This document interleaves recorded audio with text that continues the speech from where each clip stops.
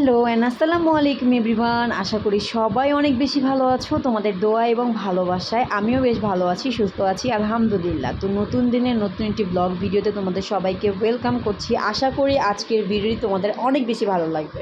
হ্যাঁ, যদি আমার ভিডিওটি ভালো লাগে অবশ্যই আমার চ্যানেলটা সাবস্ক্রাইব করে দিবে, লাইক ফলো দিয়ে আমার পাশে থাকবে। আর হ্যাঁ, ইউটিউবে কিন্তু আমার একটা চ্যানেল আছে লাইফস্টাইল বাই শাওলিন, অবশ্যই আমার চ্যানেলটা একটু সাবস্ক্রাইব করে দিবে।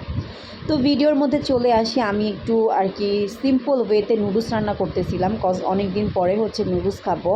ব্যস্ততার জন্য আসলে নুডলস রান্না করারও সময় পাচ্ছিলাম না। তারপর একটু পড়তে বসেছিলাম বিকালের সন্ধ্যার দিকে। তারপর আবার আমার একটু চানাচুর মাখা খেতে মন চাচ্ছিল, আর আমার ছেলে ঘুমাচ্ছিল। আমার না পড়তে বসলে এইটা সেটা খাইতে মন চায়, কেন আমি জানি না, এটা কি পড়া ফাঁকি দেওয়ার জন্য নাকি আমি কিছুই জানি না। তো অবশ্যই তোমরা আমাকে একটু কমেন্ট করে জানাবে তোমাদের এমন ক্রেভিংস হয় কি না। তো তারপরে আমি ভার্সিটিতে চলে গিয়েছি, কারণ ওই দিন আমার এক্সাম ছিল। আর দেখো পুকুর পাড়টা দেখতে কী পরিমাণ সুন্দর লাগছিল। গত যে কয়টা পরীক্ষা দিয়েছিলাম প্রত্যেকটা দিনই বৃষ্টি ছিল, এত পরিমাণ যে বৃষ্টি ছিল কি আর বলবো। বাট সেদিন কোনো বৃষ্টি ছিল না, যার কারণে অনেক বেশি ভালো লাগতেছিল। বৃষ্টি ছিল না সেটা বললে ভুল হবে, আমি বাসায় আসছি আর বৃষ্টিটা আর কি শুরু হয়ে গিয়েছিল, বৃষ্টিও বুঝছে যে এখন আসলে ও বাসায়, তো যার কারণে আর কি তখন বৃষ্টিটা হয়নি। আমি বাসায় আসছি আর ঝুম বৃষ্টি শুরু হয়ে গেছে। যাই হোক, তোমাদের সাথে একটু মজা করলাম আর কি। তো দেখো একদম বৃষ্টিতে সব গাছপালা একদম এত সুন্দর লাগতেছিল, আর গাছে গাছে প্রত্যেকটা গাছে বিভিন্ন টাইপের ফুল ফুটছিল। তো আমি একটু পশ্চিম ক্যাম্পাসে চলে আসছিলাম, কারণ আমি বেতন দিব এই কারণে। তো বেতন দিয়ে বের হয়ে বেলপুরি মামাকে দেখি, বেলপুরিওয়ালা মামার বেলপুরি এত বেশি। তারা বেলি রোডের ওই রোডটাতে থাকো বা যাও বা এই মামাকে চিনো, তারা অবভিয়াসলি জানো এই মামার বেলপুরি কতটা বেশি মজা। তারপর আমি বাসায় নিয়ে আসছিলাম। তো তারপরে এই তো ছেলেকে ঘুম পাড়িয়ে দিয়েছি। তারপর বসে বসে আমি এখানে মামা ওয়েফার খাচ্ছিলাম আর কি। তো এটা সন্ধ্যার দিকে ক্লিপ, সন্ধ্যার দিকে আমার ছেলের জন্য একটু ফ্রুটস আর কি বেদানা এটাকে একটু ম্যাশ করে নিচ্ছিলাম, কারণ ও বিচিটা খেতে চায় না, পছন্দ করে না।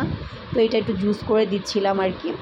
তারপরে আমার এদিন এত বেশি হালিম খাওয়ার ক্রেভিংস হচ্ছিল, বাট আমার বাইরের হালিম না কেন জানি ভালো লাগে না। তো আমি বাসাতেই হালিম রান্না করি। এখানে বেশিরভাগই ছিল হাড্ডি, একদম হাড্ডি জমিয়ে রেখেছিলাম আমি হালিম খাবো এই জন্য। পরে আর কেন জানি ভিডিও ক্লিপস নেই, হালিম রান্নার কোনো ভিডিও ক্লিপসই নেওয়া হয়নি, কেন জানি আমি জানি না। তো তারপরে এই তো দেখো আমার ছেলে এখানে খেলা করতেছিল। ও এই খেলনাটা পেয়ে এত বেশি খুশি হয়ে গেছে, ওর নানু ওকে কিনে দিছে। ও মানুষের কাছে যা দেখে, যত বাচ্চাদের কাছে যা দেখে ওর সেটাই লাগবে। তো তারপরে এই তো আমি একটু বারান্দায় চলে গেলাম, দেখতেছিলাম আমার গাছগুলোর কি খবর। আর তোমাদের কাছে আমার একটা প্রশ্ন, আমার অ্যালোভেরা গাছটাকে আমি এত ছায়া দিই, এত রোদ দিই, পানি দিই, তারপরও ও কেন বেড়ে উঠতেছে না, আমি আসলে জানি না। এটা অবশ্যই আমাকে কমেন্ট করে জানাবা যারা আর কি গাছ প্রেমী আছো। তো তারপরে এখানে একটু ফ্রুটস কেটে নিলাম, ভাত খেয়ে না আমার অনেক বেশি ফ্রুটস খাওয়ার ক্রেভিং হচ্ছিল। তো এখানে আমার ছেলে বলতেছে যে ও আমাকে খাইয়ে দিবে। তো এর থেকে সুন্দর দৃশ্য বা মধুময় দৃশ্য আমার জীবনে আর আছে কিনা আমি জানি না। আলহামদুলিল্লাহ, আমার ছেলের জন্য অনেক বেশি দোয়া করবা, তোমরাও অনেক বেশি ভালো থাকবা। Thanks for watching.